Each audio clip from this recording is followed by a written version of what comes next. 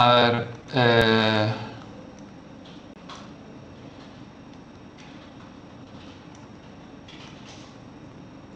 por lo general los exámenes no están mal, por lo general. Lo que pasa es que hay algunas cosas que me he visto que la verdad que son un poco preocupantes. Como por ejemplo me he encontrado que personas que ponen en un acento de apertura proveedores por el debe. O por ejemplo me he encontrado personas que me han puesto las compras de mercadería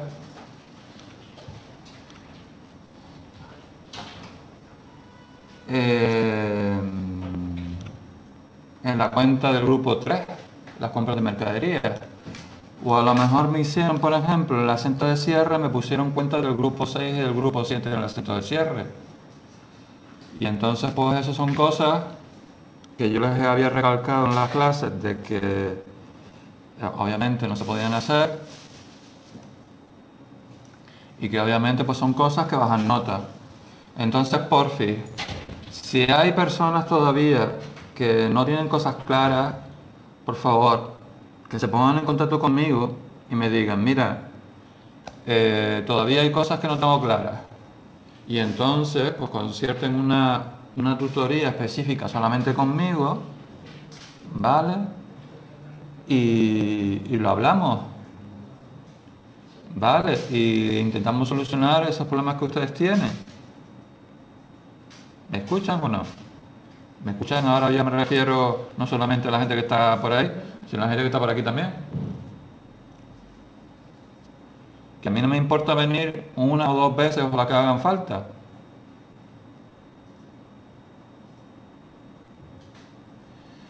Y si por ejemplo, a ver, como nos quedan dos clases solamente, nos queda la clase de hoy y nos queda la clase, si no recuerdo mal, del día 27, del día 26, si no recuerdo mal, y nos quedan dos temas, pues yo lo que había pensado es dar hoy el tema 4 y el último día dar el tema 5. Entonces, si queréis, por ejemplo, hacer el examen que hicimos aquí en clase, pues por ejemplo, me solicitáis una hora extra y lo hacemos aquí en clase, lo corregimos en clase, por ejemplo. ¿Me entienden? Y entonces todo el mundo, pues, vemos en qué fueron fallando, o que hicieron bien, por supuesto. No todos son fallos. ¿Me entienden o no? Nadie me dice nada. Ahora no les puedo ver, solamente les veo las caras de perfil, no se las veo de frente. Pero nadie, parece que todo el mundo está mudo, o tartamudo, o... Pues nada. A ver, yo lo que íbamos a ver hoy era lo del tema 4 que habla sobre tema 4 documentación mercantil contable, que yo les había abierto ya el tema hace algún tiempo. Lo que pasa que, como verán, sí, eso es normal, Gretel, no te preocupes por eso.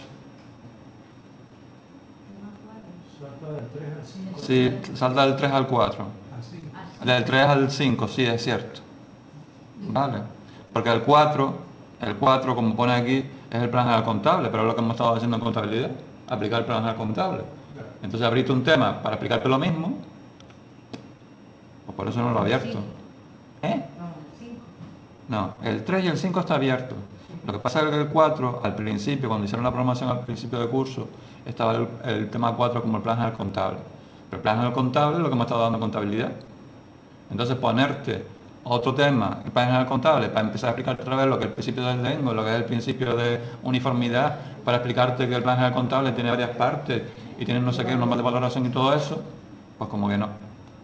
Por eso yo no, por eso he saltado. Sí, eso es lo que quiero, Greter, ver hoy el 3 y el próximo día el 5. Y repito, si queréis alguna hora adicional, por favor me lo decís. Tenéis un estupendo delegado que es un gran negociador y que siempre me convence. Basta que la cosa está complicada. ¿Complicada en cuanto a qué? En que los demás días tenemos exposición de... A ver, yo me ofrezco. Yo abro la posibilidad. Entonces ustedes lo que tienen que luego ponerse de acuerdo y decirme, mira, pues tal día puede ser, ¿te viene bien a ti? Y entonces si puedo, pues le digo que sí. Y venimos y, por ejemplo, hacemos el examen. Por ejemplo. Eso es lo que había pensado yo. Otro día, mm, habría que verlo, Jessica. Habría que verlo, porque claro, si no es un miércoles, yo resulta que el problema que tengo es que yo tengo clases lunes, martes, miércoles y jueves. Entonces habría que ver cómo se podría cuadrar. Vale, pero entonces, a ver, yo se los lanzo, yo se los propongo. Ahora ustedes se ponen de acuerdo entre ustedes y entonces pues llegan a algún tipo de conclusión y me las ponen a mí. ¿Me entienden o no?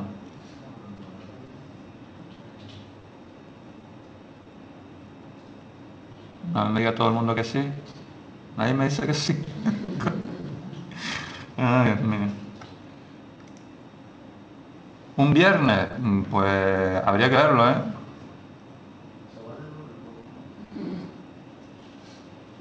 Claudia, lo primero que tienes que hacer es consultarlo. ¿Vale? Bueno, venga. A ver, el tema 3 iba de la documentación, aquí pone mercantil y contable. ¿Vale?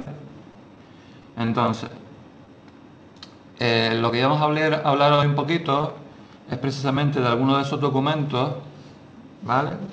Que se utilizan, ¿vale? Y que muchas veces se tienen en cuenta para, por ejemplo, hacer asientos contables, ¿vale? Entonces, como veis aquí, dice a la hora de reflejar las variaciones patrimoniales. Bueno, Marcelo, ya tú haces de negociador, ¿vale? Y entonces pues miras a ver cómo lo puedes cuadrar y si todo el mundo está de acuerdo, pues me lo propones, ¿vale? Dice, el contable se debe basar en los documentos que lo justifican y eso siempre es muy importante. Esto que yo he puesto aquí de que el contable se debe basar en los documentos que lo justifican, ¿vale? Es decir, hasta ahora, por ejemplo, lo que nosotros hacemos en los ejercicios es yo ponerle los hechos contables que suceden y ustedes luego lo que me tienen que hacer es, digamos, transponerlo a los asientos, ¿vale? Pero por lo general, cuando estás en una empresa, nadie te dice que el hecho contable es así, sino que tú ves, por ejemplo, te llega una factura y tú tienes que, digamos, no adivinar, pero saber cuál es el asiento que tienes que hacer, ¿vale? Es decir, la contabilidad se sustenta en base a unos documentos, a unos papeles, ¿vale? Y de ahí pues salen luego los asientos. Por eso yo me gustaría que, por ejemplo, subrayaran lo que el contable se debe basar en unos documentos que lo justifican, ¿vale? No piensen de que hacer la contabilidad en una empresa es como estamos haciendo aquí de yo decirles unos supuestos, ¿vale? Dice, estos documentos son los documentos justificantes, los cuales además de servir como base para la realización de los asientos contables, también serán la prueba por formal de que tales asientos reflejan variaciones reales del patrimonio. A ver, piensa en una cosa también, y que es que la contabilidad, ¿vale? Está sujeta a unos señores, iba a decir unos seres, como estoy yo, a unos señores, ¿vale? Que se llaman auditores, ¿vale? Y el auditor es como una especie de fiscalizador, es como una especie de policía que lo que va a decir va a coger todos esos papeles que tú has utilizado para hacer la contabilidad, va a coger todos los papeles, va a mirar tu contabilidad y te va a decir si la contabilidad que tú estás haciendo está, digamos, ajustada a lo que dice el plan general contable o no. ¿Vale? Entonces, obviamente, la prueba de que a la hora de realizar un asiento tú lo hiciste bien y lo hiciste con referente a una serie de cantidades y a una serie de cosas es, por ejemplo, la factura sobre la que se sustenta, por ejemplo, una compra, una venta, pues una prestación de servicios, etcétera, etcétera. Es decir, ustedes van a tener que un reflejo contable en unos asientos contables que serán en un ordenador, pero luego van a tener que tener un documento físico. Y entonces cuando llegue el auditor y quiera ver de dónde ha salido ese asiento, ¿lo que vas a tener que hacer? Pues sacarle el documento físico. ¿Me explico o no? ¿Sí? Vale. Entonces aquí dice que los documentos justificativos no solamente han de existir, sino que han de ser conservados. Es decir, una vez que los has utilizado y lo has reflejado en un asiento, esos documentos tienen que estar guardados. Y una cosa es muy importante. Los papeles siempre tienen la molesta tendencia, como digo yo, de perderse. A veces yo creo que en las oficinas hay como una especie de algún sitio, algún agujero negro. Como que de repente allí, parece que ese agujero negro, de repente algunas veces los papeles tienen tendencia a ser resolvidos allí y de repente desaparecen. Entonces, ¿cuál es la mejor manera de que un documento no desaparezca? Es decir, escanearlo por un lado, pero también lo que decía Nuria es archivarlo, pero archivarlo bien. Porque muchas veces los archivas, lo metes en una carpeta que no es, y entonces después vete a saber dónde se puso. Y gente, es más importante de lo que creen. Porque si lo archivan mal, se tienen que pasar a lo mejor un día entero, una mañana entera, buscando el susodicho papel. Y claro, hay que buscarlo porque el auditor lo pide. Es decir, no es una cosa que tú puedas decir, mira, lo dejo pasar. Entonces, eso es tiempo perdido y es tiempo que no estás haciendo otra cosa. Es más importante de lo que parece. Y más importante, por ejemplo, si también te lo pide una administración pública. Porque la administración pública tiene unos plazos y los tienes que tener, los tienes que presentar si te los reclaman. Entonces, es muy importante que la documentación se guarde, se archive y también, como dice Javier, ¿era? No, sí, Javier, ¿no? Soy Javier. Se escanea. Por ejemplo, se tenga una copia de seguridad, por ejemplo, a través de un escaneo, a través de lo que se denomina el papel digital. Eso es una tendencia, ¿no? Que ha sido desaparecido. Sí, lo que pasa es que si tú lo tienes escaneado, eso tendrá que estar en algún lado, o bien en un soporte físico, que los soportes físicos tienen tendencia también a poder estropearse, o bien tenerlo en un servidor, o en lo que ahora está de moda, que es la nube. La nube es lo típico, ¿se acuerdan de Mega Upload y toda esta gente? ¿Se acuerdan de Mega Upload que lo cerraron? El Mega Upload era como una especie de servicio que había un señor que te decía, mire, yo le puedo guardar todos sus archivos importantes en unos servidores que tengo yo. Y entonces tú te afiliabas a una página y entonces a través de esa página ibas subiendo todos esos contenidos a lo que se llama la nube. La nube es como internet, pero todo ahí subido, como una especie de disco duro virtual. Y entonces esa empresa se compromete a que esos datos nunca se pueden perder. ¿Y si lo viene? Entonces se supone que tú pagas por eso también, por tenerlos guardados ahí y que por supuesto pues no se puedan perder, ¿vale? ¿Qué pasó? Lo que pasó fue que, por ejemplo, en el caso de Mega Upload, pues resulta que hubieron contenidos que estaban guardados en esos servidores, en esa nube, que resulta que vulneraban los derechos de autor. Y entonces vino el FBI y de repente clausuró la página. Entonces había personas que, por ejemplo, pues tenían cuentas ya de por vida allí puestas, que estaban pagando un dinero, que habían subido sus archivos importantes, y resulta que de repente se vieron que no tenían nada. ¿Vale? Entonces la tendencia es hacia eso, hacia tener discos duros online en servidores o en la nube. ¿Vale? Lo que pasa es que yo siempre, desde que siempre he estado con la informática, yo siempre creo lo mejor en informática siempre es tener una copia de seguridad. Es decir, si tú la tienes, por ejemplo, en papel, pues tenerla, como decía Javier, escaneada. Si, por ejemplo, la tienes en un pendrive, pues tenerla, por ejemplo, en la nube. Si, por ejemplo, la tienes en DVD, tenerla, por ejemplo, también en un pendrive. Y que solamente, por ejemplo, ese pendrive lo tengas con esa información y no lo uses para nada más. ¿Para qué? Para si te falla una cosa, pues tengas la otra de recambio. Porque, por ejemplo, los DVDs también con el tiempo se deterioran. E incluso, por lo visto, hay una bacteria que por lo visto tiene tendencia a gustar algunos de los elementos químicos que tienen los DVDs y con el tiempo se los comen. ¿Vale? Bueno, lo de la protección y de lo de la pérdida de datos en informática, la verdad que es una cosa bastante importante, ¿vale? Porque al fin y al cabo todas las empresas lo que trabajan es con la información. Y si una empresa no tiene información, ¿qué pasa? Si una empresa comercial, por ejemplo, de repente pierde todos los datos de sus clientes, ¿qué pasa? Que no vende, que no se queda muerto. Tiene que empezar. Y eso que implica tiempo, y ese tiempo significa... Exacto, vale.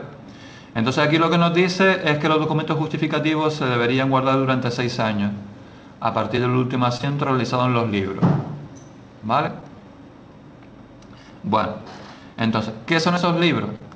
A ver, más abajo les hablado de los libros, pero yo, por ejemplo, aquí, pues me he hinchado a subir cositas. Y entonces, por ejemplo, aquí, por ejemplo, hay una foto que pone ejemplo de libro de actas.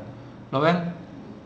Pues si pinchamos, nos sale un libro.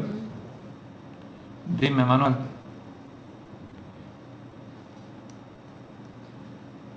Por ejemplo, esto es un libro de actas. Por ejemplo, aquí una empresa puede tener juntas directivas, por ejemplo, y esas juntas directivas, pues resulta que se llegan a una serie de acuerdos. Pues entonces la normativa especifica que deben estar impresos en un libro. Entonces estos libros... Bueno, Manuel, si quieres, pues eso luego me lo comentas al finalizar la clase. Vale, me dices lo de la duda, si tienes los contratos de trabajo. A ver si yo te puedo ayudar. Vale. Entonces, por ejemplo, en este libro, lo que se hace en primer lugar es legalizarlo. Legalizarlo es llevarlo al registro para que lo sellen. Y entonces luego, cuando se hace una junta directiva, por ejemplo, de una empresa, y se llegan a una serie de acuerdos, pues por ejemplo lo que se hace es o bien escribir en esas hojas que están legalizadas, o bien, por ejemplo, yo lo he hecho, por ejemplo, pasarlas por impresora. Es decir, en el documento en Word, y entonces lo meto en una impresora y lo imprimo. Y entonces voy generando, por ejemplo, un libro de actas, ¿vale? Pues veremos que se suelen hablar muchas veces de libros. ¿Por qué se suele seguir llamando libros? Porque antiguamente toda la contabilidad y todo se llevaba a través de libros físicos, como lo que vemos aquí. ¿Vale? Lo que pasa es que ahora ya la mayoría de los libros pues se acepta pues poder llevarlos a través de formato por ordenador, ¿vale? Pero que ustedes vean que existen realmente los libros y más o menos cómo es la apariencia que tienen. ¿Me entienden o no? ¿Sí? Vale. La verdad que tiene una presentación bastante, como digo yo, bastante pija. Son bastante guay.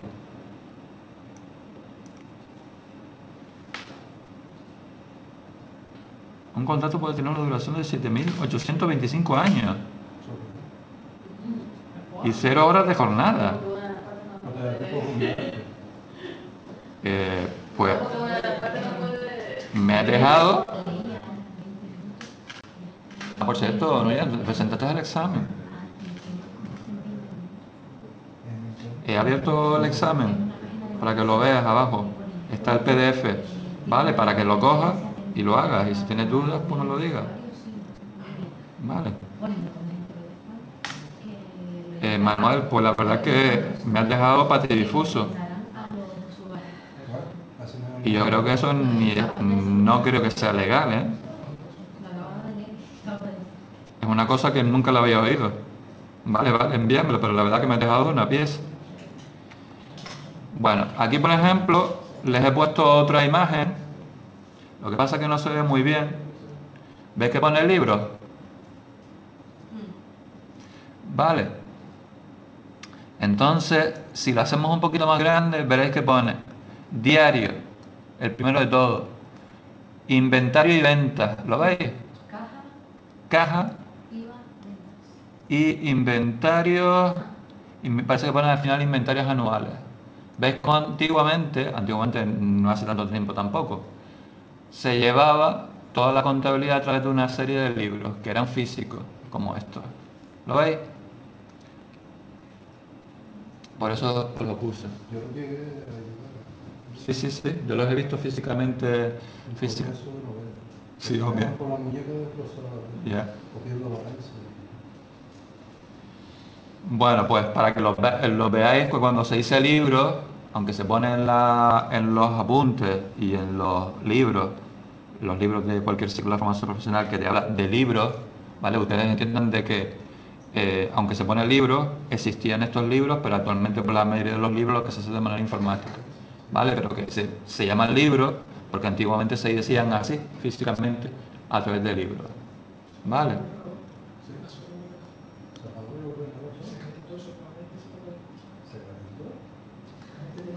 Se enfadó el ordenador y se calentó.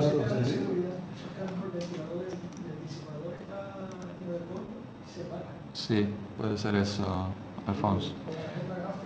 Puede ser. Entonces, aquí les he puesto algunos de los documentos que son más usuales en la práctica contable, ¿vale? Y mercantil. Y ahí se los he puesto de forma resumida: el albarán, la factura, el cheque y la letra de cambio, ¿vale? Entonces, lo que vamos a hacer ahora, pues vamos a hablar un poquito de cada uno, ¿vale? Y entonces les he puesto también alguna cosilla más para un poco complementar las explicaciones que he puesto aquí, ¿vale? Aquí pone el albarán, dice: no tiene aplicación contable a menos que esté respaldado por una factura. Sirve para comprobar entradas y salidas. ¿Qué quiere decir eso? A ver, el albarán, aquí les he puesto varias imágenes de albaranes y les he puesto también una hoja de Excel de un albarán. Un albarán es un documento, ¿vale? En el cual hay dos tipos: el albarán no valorado y el albarán valorado, ¿vale? Entonces, ¿cuándo se usa este documento?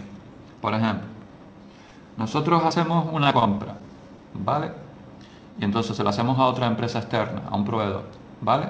Entonces resulta que la mercancía que nosotros hemos comprado, ¿vale? Pues viene a través de un transportista. Entonces, lo que hace la empresa que nos vende es que al transportista no le da la factura, sino le da un albarán, ¿vale? Con varias copias. Entonces, cuando llega a nuestra empresa, pues el transportista nos da el albarán y sirve como justificante de que se ha recepcionado la mercancía, ¿vale? Y entonces nosotros le firmamos el resto de las copias de los albaranes, el transportista se lo vuelve a llevar, se lo da al proveedor, ¿vale? Y entonces el proveedor le queda constancia de que nosotros hemos recibido la mercancía. Es como un justificante, ¿me entienden? Pero nosotros no podemos hacer un asiento contable a través de un albarán. Simplemente es un documento justificativo de que la mercancía se ha entregado, de que nosotros hemos firmado como que estamos de acuerdo con la mercancía y que luego el transportista pues se lo da otra vez al proveedor, o bien si el transportista pertenece al proveedor, se lo ha llevado, ¿vale? La empresa que nos vendió, pues digamos que tiene que nosotros hemos recibido la mercancía y estamos de acuerdo con ella. Para eso hay que firmar, ¿vale? Entonces, a ver, ¿qué pasa en micro? Venga, ahora ya mejor.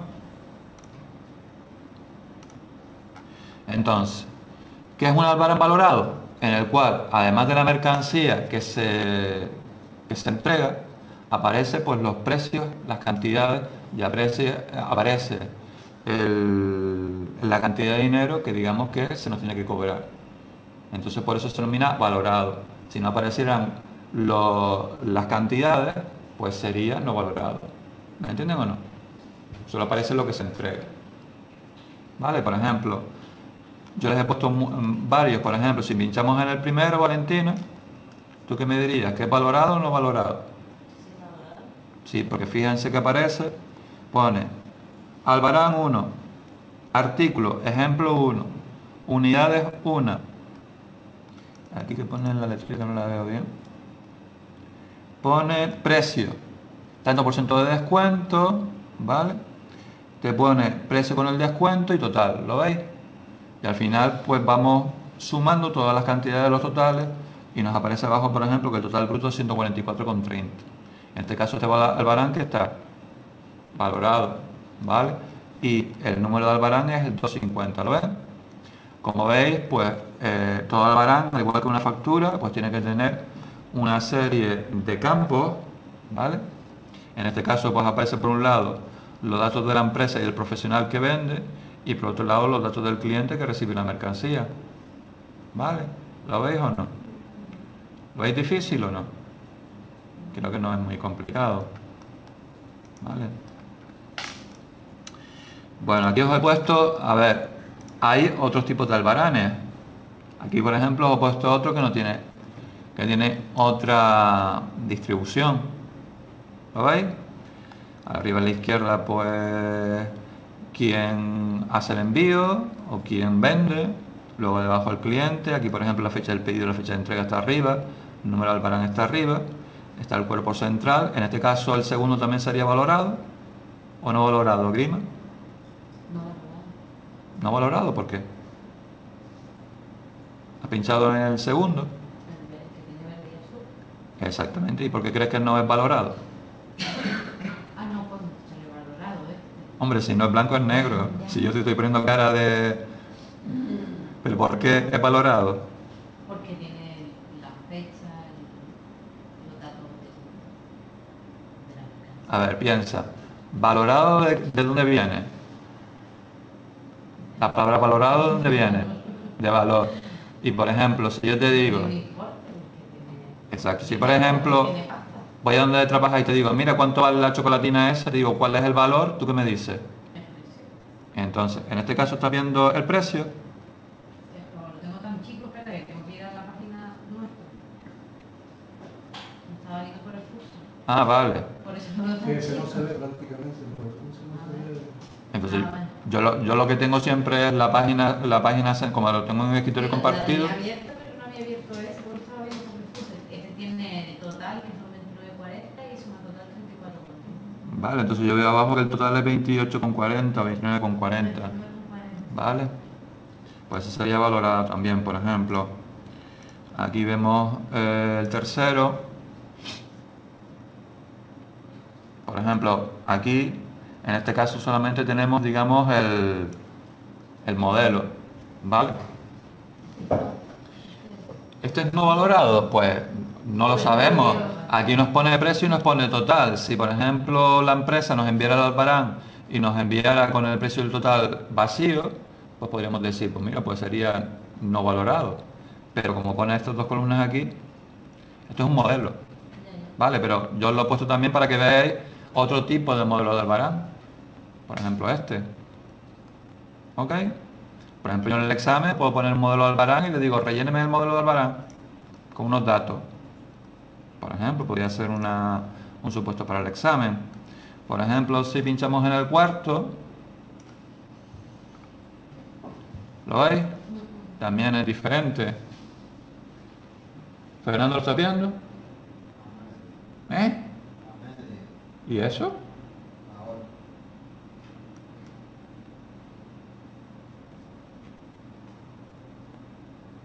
Que si le puedo reclamar que es cero. No, vamos a ver. Si el albarán, si no te pone nada, tú luego no le puedes reclamar que la factura sea cero. Si es un albarán no valorado, Más bien tiene que comprobar que la cantidad de mercancía que te entra es la correcta y la mercancía que entra. es que básicamente para eso sirve el albarán. Porque te puedo poner columna de precio y no rellenarlo. Ya. No lo va a decir ni a Por eso me lo estaba preguntando aquí Manuel. Y yo le estaba diciendo que no. Por eso la mayoría de las mercancías son de la persona. Vale. Bueno, y por último tenemos aquí otro modelo de albarán, aquí también. No sé si más o menos lo veis. Algunos son más chicos que otros. Sí, Agustín, sí, es normal. Si te viene un albarán que nada más que te pone los productos y las cantidades, es que el albarán sirve para eso. Para que cuando te lleguen los pedidos, tú puedas certificar que realmente lo que tú has pedido coincide con lo que te están entregando. Luego ya te vendrá la factura en la cual te vendrán los importes en los cuales tú tendrás que ver qué es lo que tienes que pagar. ¿Vale? El albarán no es tan estricto que tenga que ir, por ejemplo, el nombre del cliente, tal como nos ponen en la captura, que si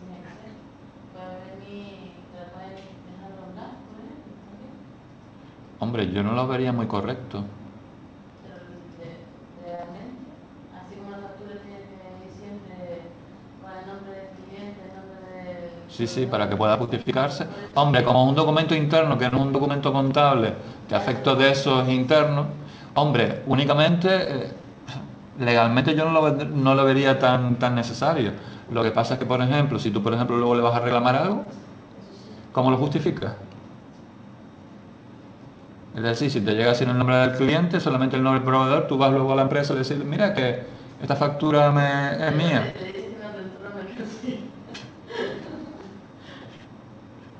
Vale. Entonces, por ejemplo, aquí les puse en Excel un modelo de Barán. Vale. Ok.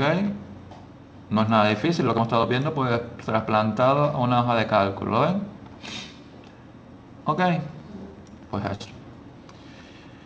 Bueno, y entonces lo siguiente que viene es la factura que le pone aquí. Y nos dice, la expedición de la factura es obligatoria para todas las empresas, ¿vale? Es uno de los principales documentos y lo primero que hay que hacer es identificar si ha sido emitida por nuestra empresa o por otra en nuestro nombre. Y los datos a consignar son los siguientes: estar numeradas correlativamente, llevar el NIF, CIF y los domicilios tanto del que expide como el destinatario, aparelizar el importe con el IVA y GIC desglosado y lugar y fecha de emisión. ¿Vale? Entonces, ¿qué quiere decir esto de numerados correlativamente? Es decir, que debe llevar unos números de registro, de forma que, por ejemplo, tenga una factura número 1, otra factura número 2 y así. ¿Vale?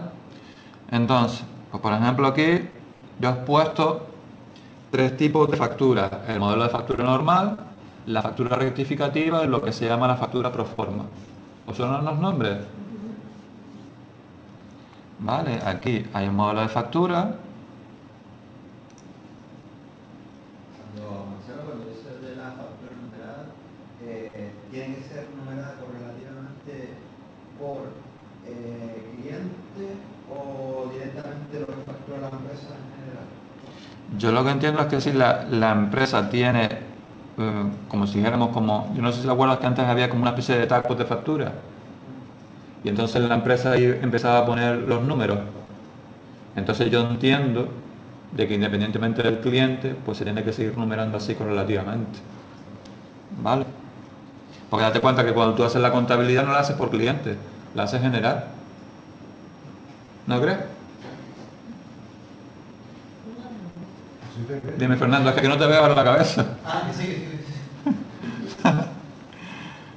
Entonces, aquí por ejemplo os he puesto modelo de factura, ¿vale? Que no quiere decir que sea el único que haya, ¿vale? Sino que puede haber otro tipo de disposiciones.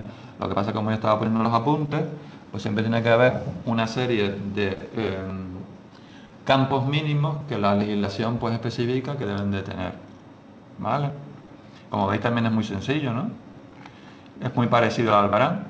Yo creo que prácticamente es igual, lo que pasa es que únicamente, pues aquí en vez de poner Albarán pone factura. ¿Vale? ¿Ok? Bueno, pues seguimos. A ver, ¿qué es una factura rectificativa? Pues ustedes imagínense que nos llega una factura y resulta que la factura está mal. Entonces, pues nosotros tenemos que ponernos en contacto con el proveedor y decirles, mira, pues en vez de facturarnos 5, pues nos facturarte 7. Pues resulta que nos tienes que mandar una factura rectificativa en la cual aparezca ese error y en la cual aparezca el importe correcto. Es una factura rectificativa. ¿Vale? El mismo nombre lo dice. Rectificativa, que es rectifica. ¿Vale? Entonces yo puse otro modelo aquí. ¿Vale? Aquí, por ejemplo, veis que pone abajo del todo factura rectificativa y el motivo de la devolución es. Y aquí te pone pues el motivo por el cual pues resulta que se tiene que rectificar la factura que te enviaron anteriormente. ¿Vale? ¿Aburridos y aburridas? ¿Difícil? ¿O preferís más contabilidad? No os preocupéis, que hoy vamos a ver también algo de contabilidad, no os preocupéis. Y en una factura pro forma. ¿Qué es una factura pro forma? A ver, una factura pro forma es como si, imagínense, resulta que viene un señor o una empresa que quiere comprar unos productos. Y entonces nosotros, pues le vamos a hacer, digamos, como una especie, es como una especie de presupuesto en el cual van a venir la persona a la cual le entregamos esa factura, pues resulta que va a ver enseguida cuánto le va a costar la compra que le vamos a hacer. No, digamos que no tiene validez como factura, sino que es como un anticipo de lo que le va a costar esa compra. Entonces le hacemos una factura pro forma. ¿Eh? No, que me acaba de venir un flash que cuando, por ejemplo, en la cooperativa de taxis, cuando compran un coche nuevo, necesitan una factura, me acaba de venir pro forma para el tema de las subvenciones. Y entonces la piden al proveedor que va a comprar el taxi. Vale. Entonces, la diferencia con el presupuesto, que el presupuesto en un momento dado podría variar, pero la factura pro forma en principio sería lo que te... Yo entiendo que sí. Que no hay variación ninguna, sino solo que... Yo entiendo que es lo que te ofertan. Yo lo entiendo también como un presupuesto previo. Y entonces, pues, eso, digamos, en principio es lo que te van a facturar, es lo que te van a cobrar. Interesante el diccionario económico esto de lo que está aquí de Francia. ¿Sí? Con lo de Con los... el abecedario y tal y... Vale. Entonces, a mí lo que más me interesa, más que nada, es que ustedes se queden con los conceptos, entiendan lo que es, y que luego, si en algún momento, pues, tendrían que rellenar alguno de estos documentos, pues, yo la verdad es que no, tampoco he puesto ejercicio porque pienso que es una cosa bastante sencilla. Simplemente es coger los datos que yo les pongo y ponerlos en los sitios que sea. Vale. No creo que tenga mucha ciencia. Vale. La factura por forma también iba a ir a utilizarla, por ejemplo, cuando pides una mercancía a Mitchell, y cuando tú realizas el pago o la cantidad cuenta para que manda la mercancía, no hay que hacer la factura definitiva. Ah, vale, sí, podría ser también. Sí, hay mucha casuística después. Bueno, entonces, vamos a seguir leyendo un poco. Luego, el siguiente documento que aparece es el cheque, que sirve para efectuar pagos a través del banco. Dice, la persona que firma el cheque es la que paga y la que cobra. Y la que cobra es la que está detrás de la denominación páguese por un cheque. Y siempre va a banco a través de cuenta corriente. Entonces, yo lo que les he puesto, un modelo de cheque, sencillo, como este. ¿Vale? Y después también lo que quería hablar un poco de esto era detenerme aquí. Era por un lado que ustedes vieran los distintos tipos de cheques que hay, hasta luego Marcelo, los distintos tipos de cheques que nos podemos ver, y una cosa que se ha implementado precisamente ahora en el mes de febrero, que es la normativa SEPA sobre transferencia bancaria, ¿vale? Y hablarles un poco de lo que se denomina el IBAN, ¿vale? Y que ustedes sepan lo que es, porque actualmente es una de las cosas que está en boga, ¿vale? Entonces, ¿hace falta que explique un poco cómo es la estructura de un cheque? ¿O todo el mundo lo tiene claro? ¿Vale? Entonces, la única diferencia que va a haber ahora a partir de febrero, que hay ahora a partir de febrero, es que cuando ustedes quieran hacer una transferencia, ¿vale? O quieran utilizar cualquier operación bancaria, ya no pueden utilizar lo que se llama solamente el CCC, el código cuenta cliente, sino que ahora hay una nueva normativa que es la normativa SEPA. Entonces por eso yo les he puesto aquí dos enlaces, uno que pone página del SEPA y otro normativa SEPA de pago bancario. Entonces, vamos a ir a normativa SEPA de pago bancario, que es un PDF, que lo saqué de la página del SEPA, y entonces vamos a leer un poquito de lo que es el SEPA. ¿Vale? El SEPA también viene de todo esto de la integración monetaria y económica que se quiere hacer en Europa, ¿vale? Como veis aquí, cuando abrís el PDF, todo el mundo lo tiene delante. Ves que pone SEPE, zona única de pagos en euros, ¿vale? O SEPA. Estoy con el SEPE, estoy con los servicios públicos de empleo, ¿vale? Entonces, vamos a leer un poquito. Dice, si nos metemos en la página 3, dice, SEPA es la iniciativa que permite que particulares, empresas y otros agentes económicos realicen sus pagos en euros, tanto nacionales como internacionales, en las mismas condiciones básicas, con los mismos derechos y obligaciones, con independencia del lugar en que se encuentre. La zona SEPA está integrada por los 27 países miembros de la Unión Europea, así como Islandia, Liechtenstein, Mónaco, Noruega y Suiza. ¿Vale? Dice, esto es importante y puede ser pregunta de examen. El proyecto SEPA hace posible que los usuarios de transferencias bancarias, domiciliaciones y tarjetas de estos 32 países dispongan de un único conjunto de estándares y normas. En consecuencia, todos los pagos nacionales o transfronterizos entre los países de la zona SEPA, ¿vale?, se verán equiparados en términos de sencillez, seguridad y eficacia. ¿Vale? Aquí les pone luego los beneficios que nos aporta SEPA. Ustedes se lo leen, ¿vale? Pero lo que me interesa es un poquito más abajo, en la página 5. ¿Ves que pone a la derecha, ves que hay una sola en azul? Y ves que pone obligatorio a partir del 1 de febrero del 2014. Dice, el IBAN será el identificador único que cualquier cuenta de pago en SEPA, reemplazando a los actuales identificadores de cuentas nacionales, el CCC en el caso de español. Con lo cual, si ustedes están en una empresa y quieren hacer un pago a un proveedor, ya no sirve con solamente tener el CCC, necesitan llamar al proveedor y decirle, mira, ¿me puedes decir el IBAN? ¿Y qué es el IBAN? El IBAN simplemente es los 20 dígitos del CCC, pero delante aparecen 2 letras y 2 dígitos. Entonces, esas 2 letras con esos 2 dígitos y los 20 dígitos del CCC conforman el IBAN. ¿Vale? Entonces ya no se puede hacer ninguna transferencia, ni ningún pago, ninguna cuestión que tengamos relacionado con las operaciones bancarias, si no le añadimos el IBAN. ¿Vale? Entonces, obviamente, los cheques ya van a tener que venir, en vez de con el CCC, ¿con el qué? Con el IBAN. ¿Vale? Esa es la... Mira, son cosas mías. ¿Qué? Antiguamente el IBAN venía recogido, pero era el mismo que el CCC. Sí, es que es el mismo que el CCC, lo que pasa es que son... delante tú te vas a encontrar 2 números, 2 dígitos. Es que tú miras un extracto bancario y te pone debajo del CCC, a verás que pone IBAN. Lo que pasa es que hasta ahora nunca se usaba. Lo que pasa es que ahora la adaptación a la normativa europea y todo este plan SEPA, pues especifica que a partir del 1 de febrero del 2014, pues todas estas cuestiones se tienen que hacer a través de IBAN, no a través de CCC. ¿Vale? Entonces yo se las he puesto porque tiene que ver relación con los cheques y porque para que ustedes sepan de que si tienen que hacer esas transferencias o esas domiciliaciones, etcétera, etcétera, pues lo tienen que hacer a través de IBAN. Entonces, ¿se han metido en la página del SEPA?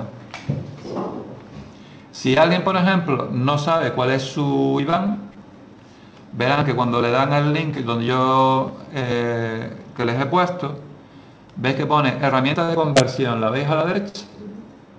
Pues ahí ponéis los 20 dígitos, los 4 primeros dígitos de la entidad, luego los dígitos de la oficina, luego los dígitos del dígito de control, del dígito de control y luego los números de la cuenta.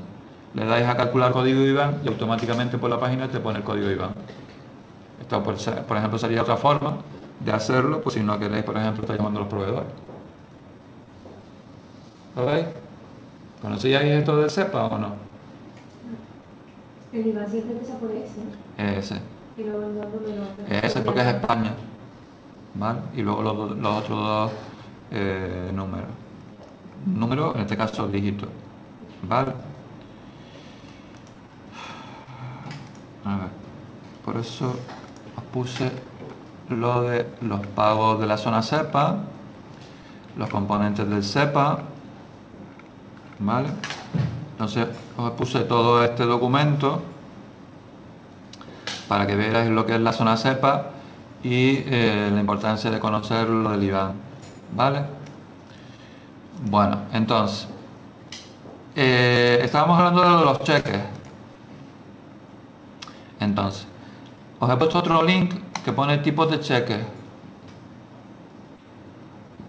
y entonces ese link nos lleva a la página web del Banco de España Y en la página web del Banco de España nos pone, el cheque puede ser, y nos pone ahí una serie de tipos de cheque: al portador, nominativo, cheque cruzado, cheque para abonar en cuenta, cheque conformado, cheque bancario, cheque contra la cuenta del Banco de España, cheques de ventanilla y cheques de viajero. Entonces, lo que yo más he oído siempre, y los que aparecen en cualquier libro de FP, son los del portador, nominativo, cruzado, para abonar en cuenta y conformado. Sobre todo eso, ¿vale? Entonces, ¿cuál es un cheque al portador?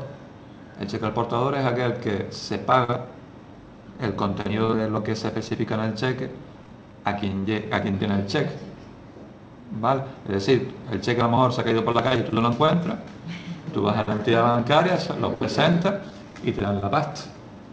Obviamente yo no creo que podamos ver muchos cheques al portador perdidos por la calle, ¿vale? Y luego está el nominativo. ¿Qué es nominativo? Dice, el beneficiario es la persona o empresa cuyo nombre figura en el cheque. Dice, en este caso, el cheque puede ser transmitido o entregado a otra persona mediante lo que se llama el endoso. ¿Saben lo que es endosar un cheque?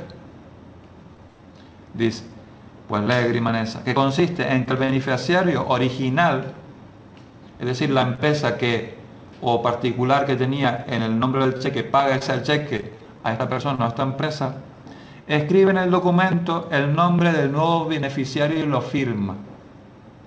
Es decir, esa persona, beneficiario original, escribe en el propio cheque la persona o empresa que ahora va a ser la beneficiaria de poder cobrar ese cheque. Dice, los cheques nominativos pueden incluir la cláusula que se denomina a la orden, que permite expresamente su endoso o traspaso a otra persona, o la cláusula no a la orden, que impide su transmisión mediante endoso. Entonces, un cheque nominativo no a la orden no se puede endosar. Hola. Bien. ¿Por aquí? ¿Todo el mundo sale por aquí? Sí, bueno, lo que es que se ha grabado seguramente antes que ustedes. Vale, pues yo solo todo.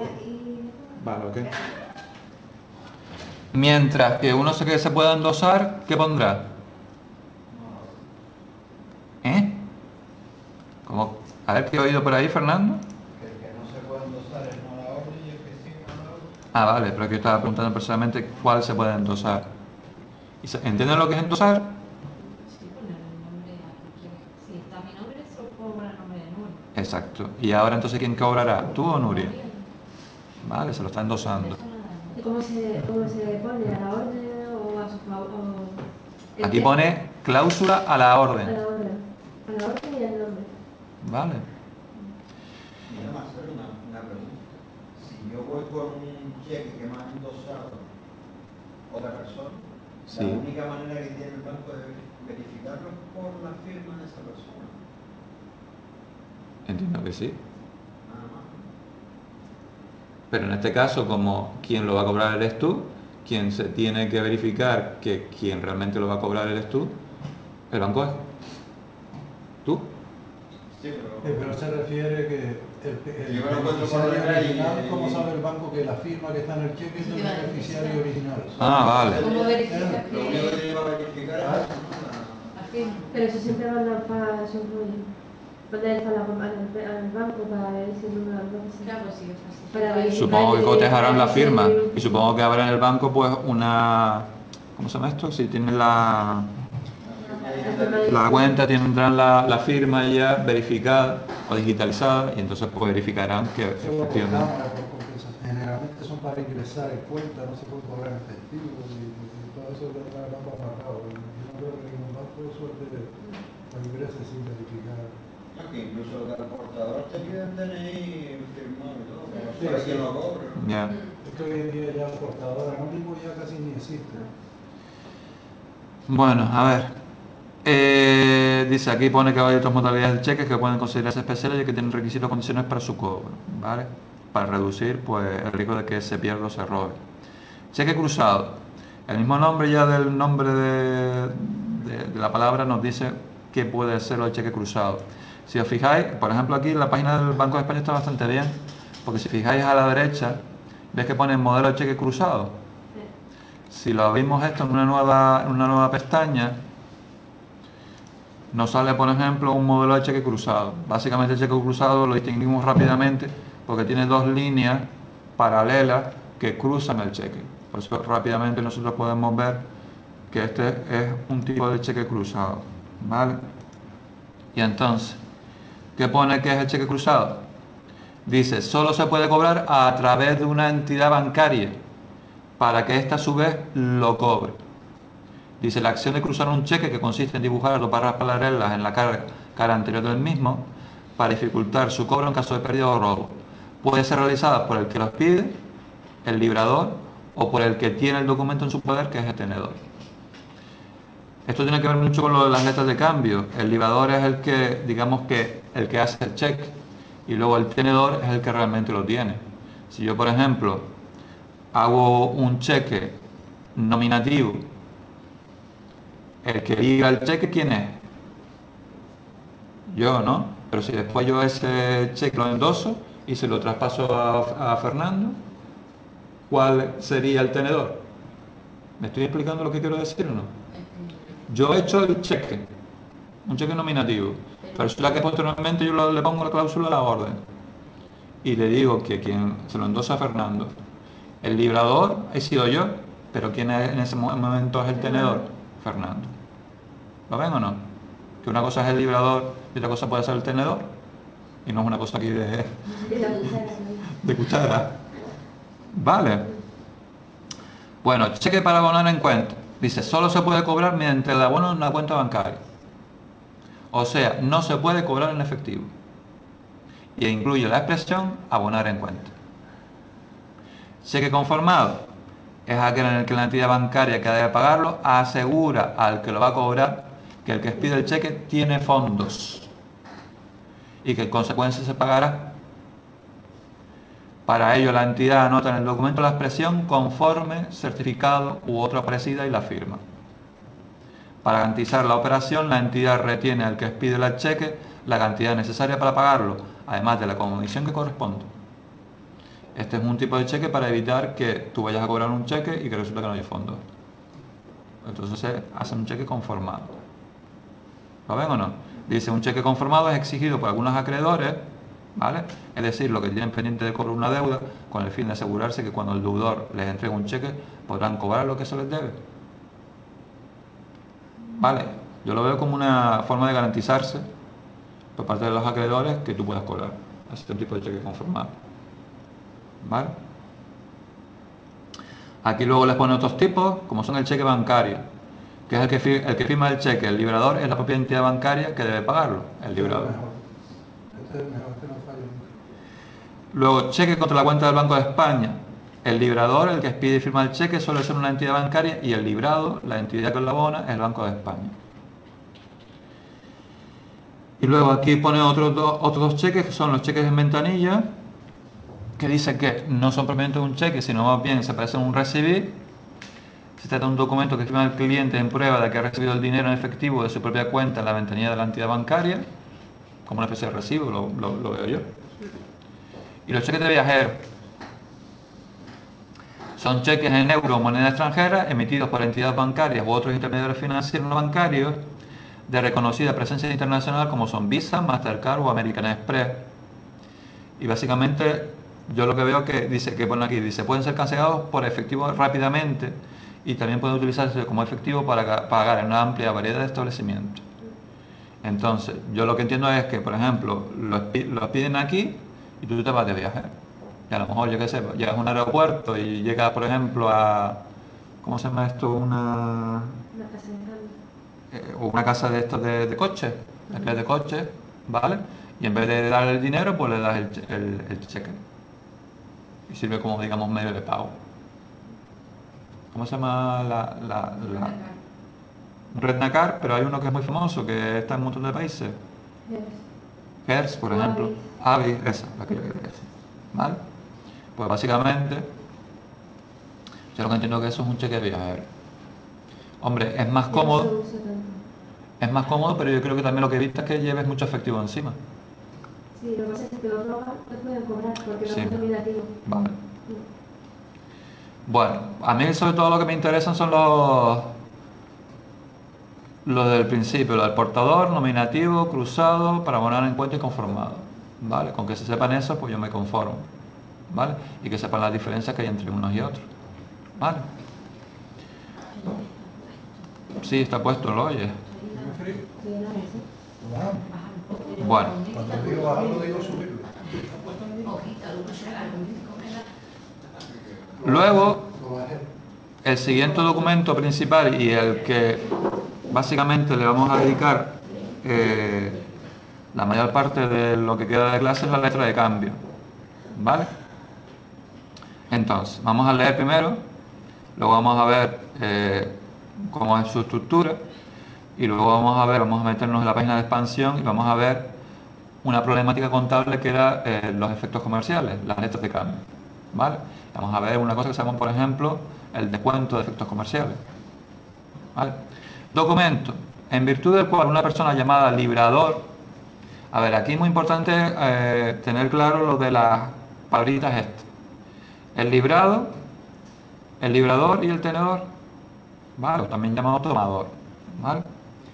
Dice, una persona llamada librador ordena a otra, denominada librado, que pague una cantidad determinada en una fecha indicada a la orden de una tercera persona, tomador, tenedor o beneficiario. ¿Vale? Recuerdan que cuando nosotros hacemos los supuestos de contabilidad, yo les decíamos que si giraba una letra y que luego la girábamos a un cliente y el cliente la aceptaba. ¿Lo recuerdan? Pues el que gira la letra, ¿quién va a ser? El librador. Hay un error aquí, ¿no? ¿Dónde?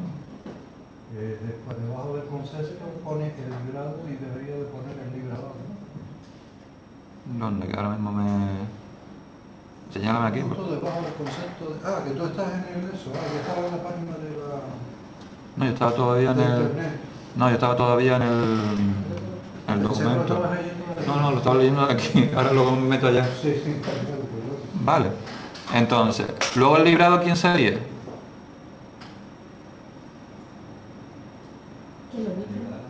No.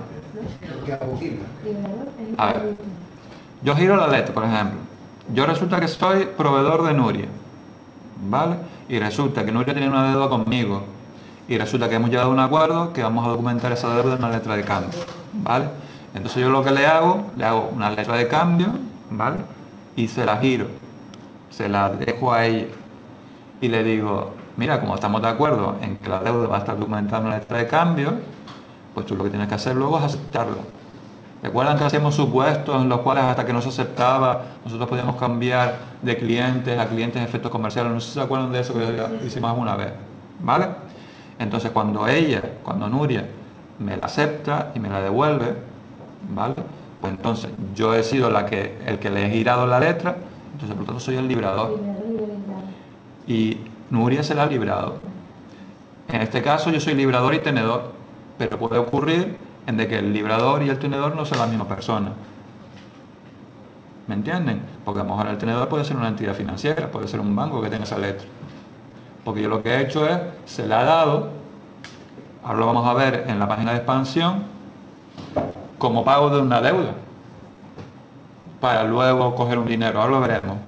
¿Vale? Y entonces el tenedor en ese momento no soy yo, sino una entidad bancaria. Pero ustedes entiendan de que hay tres sujetos, puede haber tres sujetos: librador, tenedor y librado. ¿Me entienden o no? ¿Sí? Aquí le dice que los requisitos que tiene que tener una letra de cambio son vencimiento, que puede ser, aquí les pone a la vista, a plazo vista, a plazo fecha y a fecha fija, el endoso y la aceptación y el pago. ¿Vale?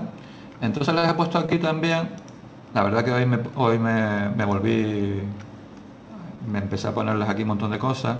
Les puse aquí, ¿ves que pone orden modelo de letra? Les puse un PDF con la disposición que se emitió en su momento. ¿Otra vez? Yo no sé si será que se está chupando mucha luz de aquí y por eso hay veces que se salte.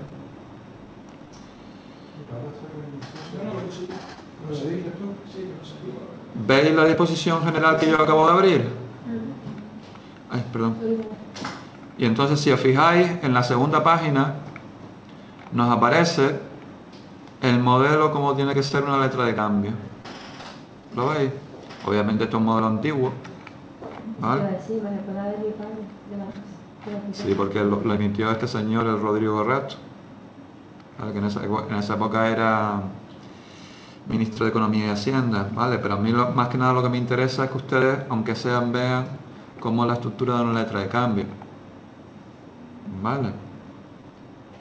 Con los distintos apartados que tiene, ¿vale? Que es otro documento que también está, ¿vale? Entonces, a mí lo que me interesa más que nada es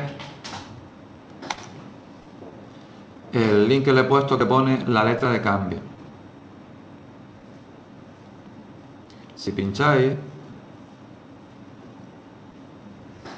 esto lleva a una página que es una página muy conocida en cuestiones económicas y fiscales y contables, y que nos habla de la letra de cambio. Al lado nos pone la palabra fatídica, contabilidad.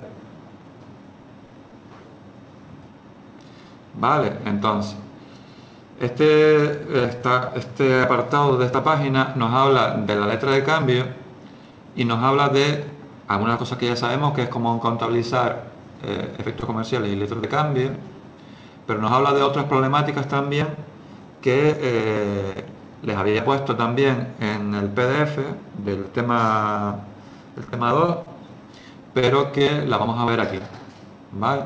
Porque además los ejemplos que hay pues son bastante didácticos, ¿vale? Entonces aquí le vuelvo a hacer. Sí, tienes razón, Javier, hay un error. ¿Veis que os aparece concepto? ¿Lo veis? Y os pone la letra de cambio es un documento en el cual una persona física o jurídica, librador, ¿lo veis? Ordena a otra, librado, que pague una cantidad a favor de un tercero, tenedor o tomador en una fecha determinada de vencimiento. ¿Veis que pone ahora librado? ¿Qué debería poner? Librado. El librador es la persona que emite la letra, ¿vale? Si surge en una relación comercial, el librador es el vendedor, ¿vale? Tenerlo claro esto. El librador es el vendedor, ¿vale? Por ejemplo, en el examen les puedo poner un supuesto de esto con las cosas así mezcladas. Y digo, en este supuesto, ¿quién sería el librador, quién sería el librado y quién sería el tenedor? Por ejemplo. Luego, el librado es la persona que en condiciones normales paga la letra. Siguiendo el ejemplo anterior, sería el comprador. A ver, por ejemplo, nosotros tenemos después de abril, bueno, después de abril no, después de marzo, una asignatura mona que se llama Proceso Integral de la Actividad Comercial. Pues ahí volveremos a hacer énfasis y recalcar otra vez esto. Porque esto es una relación comercial, ¿no? Pues si la relación comercial se documenta en este documento, lo volveré otra vez a preguntarle sobre el librador, el librado y el tenedor. ¿Vale? El librado, para quedar comprometido a pagar la letra, tiene que aceptarla, lo que yo les decía antes. La aceptación es un reconocimiento formal de deuda y hace exigible la letra a cobrar o a pagar. ¿Vale? Fernando, ¿cómo vamos? Bien. ¿Y Alfonso? Vale. El tenedor o tomador es la entidad a quien se ha de efectuar el pago, es decir, quien cobra en nombre del librador, que es por lo general un intermediario financiero. ¿Vale? El plan general contable establece las mismas cuentas de balance para contabilizar los efectos comerciales, ya sean letras de cambio, pagarés o libranzas, si bien la empresa puede abrir sus cuentas para diferenciarlo. Entonces, ahora se mete con la problemática contable, ¿vale? Y es ahí donde yo voy a pararme un poco más, porque quiero que ustedes entiendan hoy la problemática contable de los efectos comerciales, no solamente cuando nosotros compramos o vendemos algo a alguien y esa deuda se queda documentada en una letra o en varios efectos, sino que cuando hay alguien por medio, es decir, un intermediario financiero por medio. ¿Vale? Entonces, Por ejemplo, aquí nos pone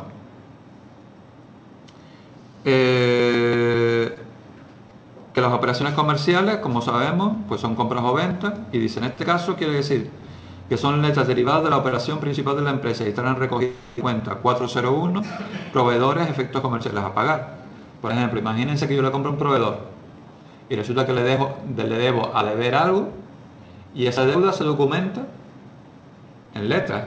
Pues la cuenta que vamos a usar es la que usamos siempre, ¿no? Si es una deuda a corto plazo, la 401. ¿Le suena o no? Yo incluso recuerdo que incluso lo hicimos en el examen. Hubo algo ahí de letras y recuerdo que, si no recuerdo mal, teníamos que usar esto. ¿Vale? Luego, compra de un elemento inmovilizado, material o intangible a corto o largo plazo. En este caso, las cuentas que utilizaríamos serían la 173, proveedores de inmovilizado a largo plazo, ¿os suena? O bien la 523, proveedores de inmovilizado a corto plazo. ¿Les suena o no?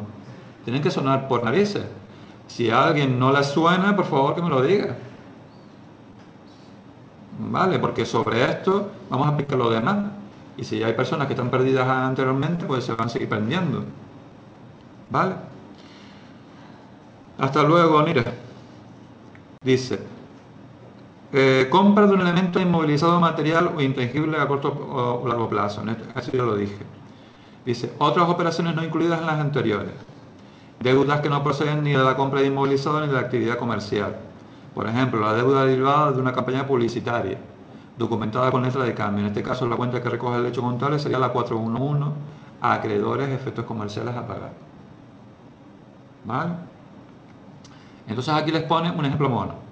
Vamos a analizarlo, aunque ya esto es cosas que ya hemos hecho. La empresa comercial Textiles S.A., dedicada a la compra-venta de corbatas, adquiere en el periodo género, cuando pone género, se refiere a mercadería, a las corbatas, por importe de 125.000 euros, firmando letra de cambio a 3 meses por el dicho importe. Aquí les pone que tenemos un IVA del 16%. Es lo mismo que si dijéramos, por ejemplo, IVA del 21%, que si lo mismo que dijéramos IGI del 7%. Únicamente si dijimos IGI, pues tendríamos que poner otra cuenta distinta a la del IVA. Pero la problemática es la misma. ¿Me entienden o no? Aquí estamos comprando, por lo tanto este IVA va a ser ¿qué? Soportado. ¿Vale? Hacienda pública, IVA soportado. Y va a ir por el debe o por el haber. Por el debe, porque siempre es soportado. Recuerden, los IVA soportados, cuando son compras, siempre van por el debe. ¿Vale? Dice, los gastos de transporte, que son 2.000 euros, son por cuenta de la empresa. Es decir, que lo asume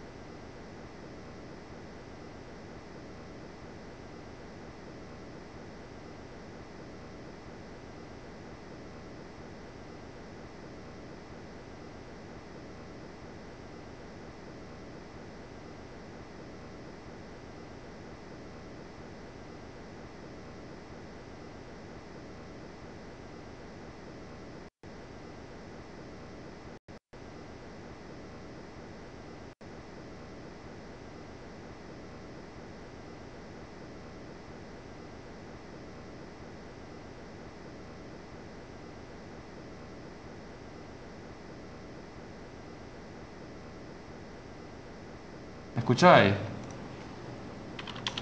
¿Hola? Sí. ¿Y me veis? No.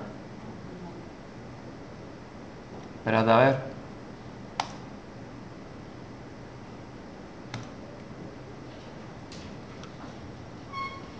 ¿Y ahora? Bueno, perdonad, pero de repente el ordenador directamente se me apagó y tengo que volver a reiniciar. Vale. Entonces, espera que voy a volver otra vez a cargar el enlace. Ay, se me ha vuelto a abrir todo.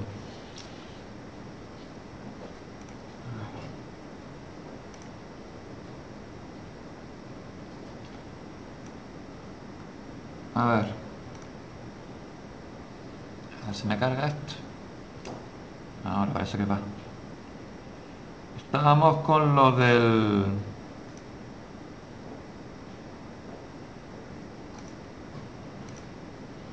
libro fuera. El cheque fuera. El SEPA fuera. El cheque fuera. Aquí. A ver. Estábamos con el tema de la contabilización, ¿vale? Y entonces fíjense, estamos contabilizando una compra. ¿Ves que pone? Gente, no quiero volver a ver más en el examen nadie que me ponga una compra de mercadería con la cuenta 300, por favor. Todos por la cuenta de 600. ¿Vale? Compra de mercaderías, porque yo veo eso ya en el examen final y directamente pueden tener lo demás bien, pero yo directamente lo suspendo. Raca, como decía por allá Fernando. Compra de mercadería, ves que pone 125.000 por el debe, y ¿de dónde aparecen estos 20.000? ¿Alguien me podría decirlo? ¿Del 16% de qué? Del IVA. Del IVA. A ver, ¿de dónde sacan estos 20.000, Nuria? ¿Cuál es? El 6% de 125. Y el 125.000, entonces, ¿qué sería? La base imponible del IVA. ¿Vale? Esa es la base imponible del impuesto en este caso. Esto es lo que aparecería en el subtotal. Donde pones subtotal en la factura, aparecería 125.000. Y luego debajo le pondríamos lo del IVA, en este caso 16, y luego aparecería el importe del IVA, que sería, en este caso, pues la cuota de IVA que tenemos que soportar. ¿Vale? La verdad que el Estado, la verdad que se lleva siempre unos buenos mordiscos. Y entonces, lo que recogeríamos en la cuenta 4001 por el haber sería esto, 145.000. ¿Lo veis? Os empiezo a poner estos acentos así, porque por lo general en los programas informáticos, como más suele ver los acentos es así. No como lo hacíamos nosotros siempre. Eso te voy a decir una pregunta igual estúpida, ¿y por qué no lo hacemos así? Vale, pues vamos a ver. O sea, a la hora de nosotros escribírtelo, igual nos veo mejor así. Bueno, para gustos y opiniones. Bueno, me gusta. Yo, por ejemplo, yo aprendí desde que yo empecé en el primer año en la universidad y me empezaron a hacer contabilidad externa, que era contabilidad financiera. Yo aprendí haciéndolo como yo les he enseñado a ustedes, ¿vale? No digo que lo hagas esté mal, pero igual a lo mejor yo lo veo así, lo veo como más, no sé. No sé, si a ti, por ejemplo... ¿Te refieres al formato del asiento? A la forma de ponerlo, o sea, ¿Uno debajo de otro? el asiento, el debe y el haber, y ya Y le después pones. confundir más que si lo empiezas a ver, como lo pone ella, siempre el cliente, por ejemplo, siempre lo sube por allá. Es un poco una fotografía. Hombre, por ejemplo, aquí Grima, tú también a lo mejor quizás lo veas bien, porque resulta que solamente es un asiento, pero cuando veas montones uno debajo de otro, a lo mejor quizás te lías más. Vale, puede ser también, vale. Y si no lo hagan así, A mí lo que me interesa es que tú tengas claro. No, a mí lo que me interesa es que tú tengas claro lo que va por el dev y lo que va por el haber, sobre todo. Vale, si tú todavía me sigues poniendo el 472 por el haber, claramente ni con una forma ni con otra es que no sabes lo que estás haciendo. ¿vale? Y luego veis que debajo lo que hace es hacer el asiento del transporte, ¿vale? Y veis que pone, lo mete también dentro de la cuenta de compra de mercaderías, ¿vale? Porque dice que es una cuenta de la empresa. Y luego le pone el 16% del 2000, ¿vale? Y luego pone acreedores, efectos comerciales a pagar. Veis que no lo pone en el mismo que proveedores, porque como es el transporte, pues por eso lo ponen en dos cuentas diferentes. Yo si pusiera también, por ejemplo, eso es lo que yo estaba pensando también. Yo te voy a venir. ¿Eh? Si no voy a incluir, pues si realmente en la 411 de acreedores de efectos comerciales a pagar lo tienes como un transporte, si realmente va dentro de la compra, si fuera dentro de la compra sería todo a lo mejor en las 600. Pero es que la cuestión es, por ejemplo, te pueden venir dos facturas diferentes. Una por el transporte y otra por la compra. Entonces, como son dos cosas diferentes, pues yo no lo fundiría en una sola. ¿Me explico? Vale. Entonces, seguimos. Dice, otro supuesto. Dice, la empresa XSA adquiere un nuevo ordenador por importe de 2.500 euros, pagando la mitad al contado y firmando una letra de cambio por el resto del importe de 6 meses. Entonces, ahí esto no es una cuenta de gasto, esto no es una cuenta de compra del grupo 6, esto es una inversión que se está haciendo en inmovilizado. Esa es una de las cosas que, por ejemplo, en PNG, cuando entremos en el primer tema de PNG, ¿vale?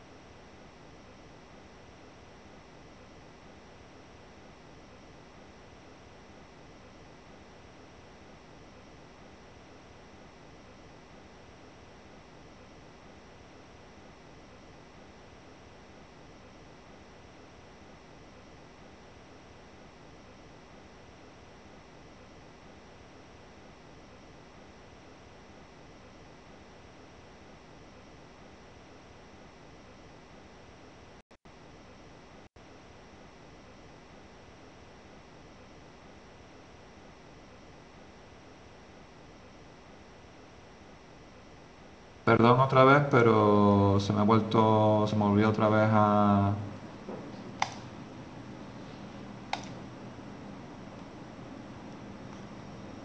Cuando la informática no quiere, yo a veces pienso que los ordenadores tienen también su propia... Tienen incluso su ciclo de humor. Hay veces que están de buenas y hay días que, por más que quiera, no hay manera. A ver, ¿dónde estábamos? Vale. Entonces, equipos para proceso de información.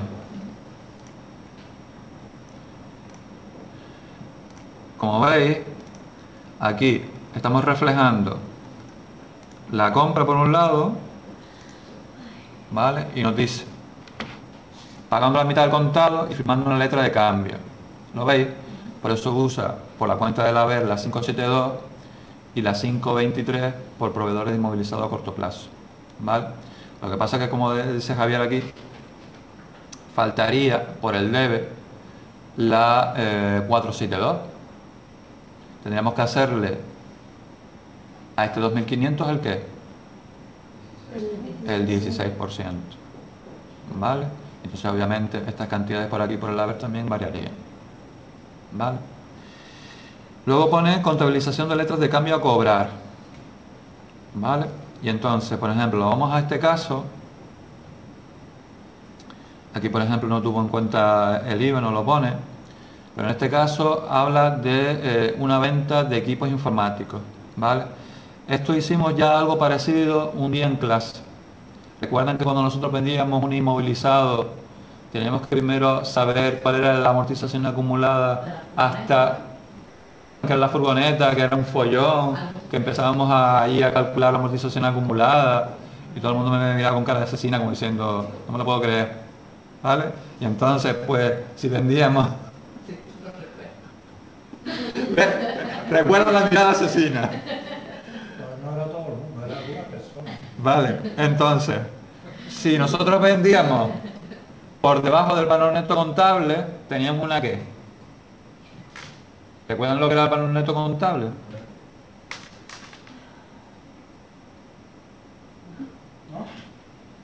Gente, tienen que estudiar. Yo se los dije al principio de la asignatura. Esto es una cosa básica y sobre eso luego yo le voy añadiendo cosas. Esto es como una pizza. Está la masa, que es la base, y después le vamos echando el pepperoni, el jamón, el chorizo y todo eso ahí encima.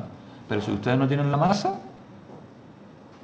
yo les voy a ir soltando más cosas y si ustedes no lo tienen claro, no van a tirar para adelante.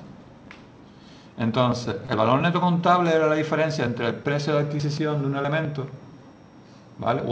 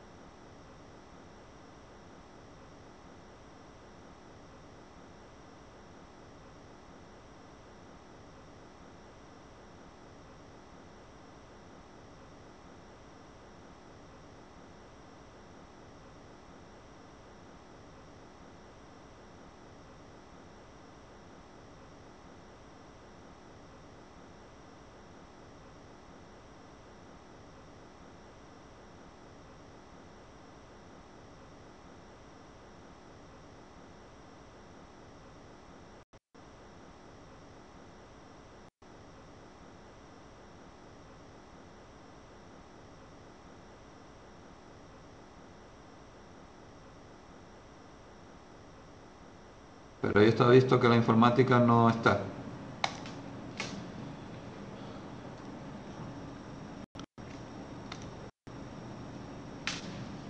Ya estoy de nuevo aquí. Pues no, lo siento mucho. Lo siento mucho. A ver si son las...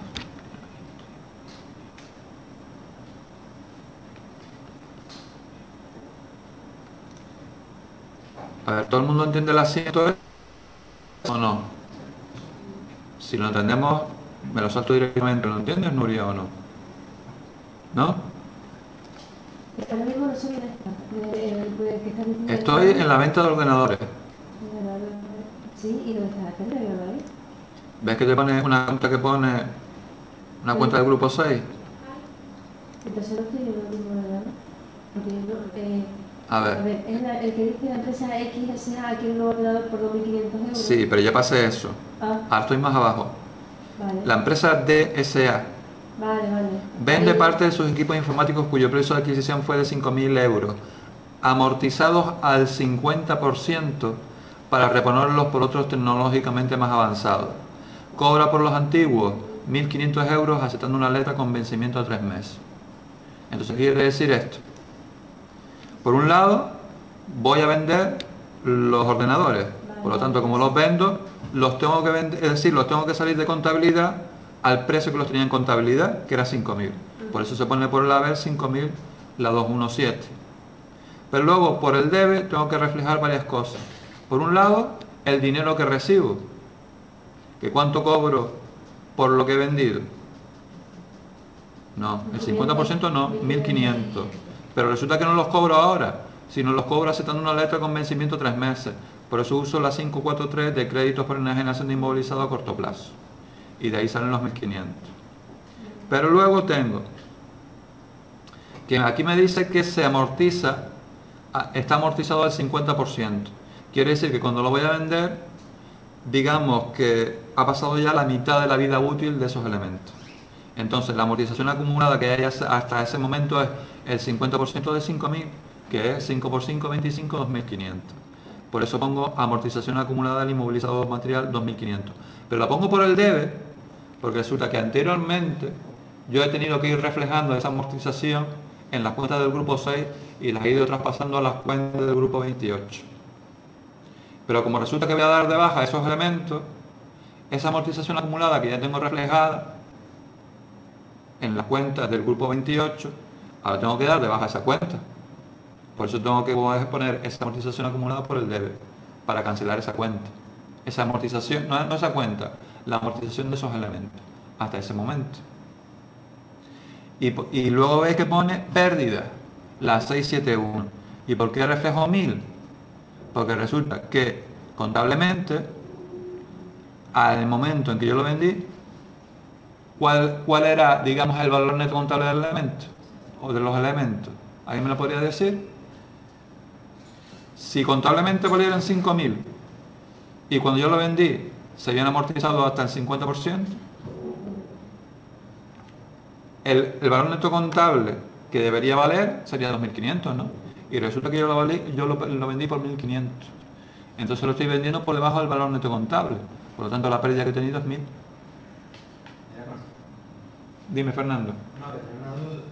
Es que cuando tú lees los apuntes, en los créditos por enajenación de inmovilizado a corto plazo, Sí. yo me lié ahí porque yo lo daba como que siempre que vendíamos era así, pero si te da la pasta en efectivo lo pones a banco y a correr. Claro, obviamente. Si tú lo cobras por banco. No, es que no sé por qué. Hombre, es que yo creo que tú asociaste banco con crédito y por eso siempre lo metías ahí, pero obviamente... Depende de lo que te digo, lo metes en uno. Claro.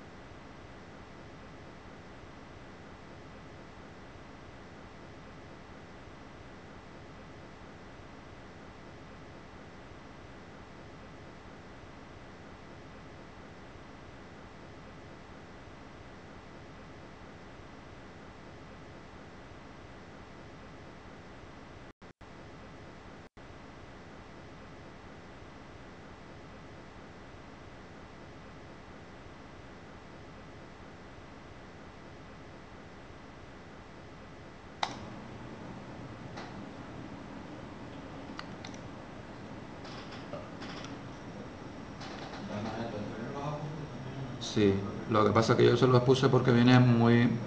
A mí me parece que venía muy bien explicado aquí. ¿Vale? Y como mezcla, por un lado, los efectos y luego la problemática contable, por eso yo los puse aquí.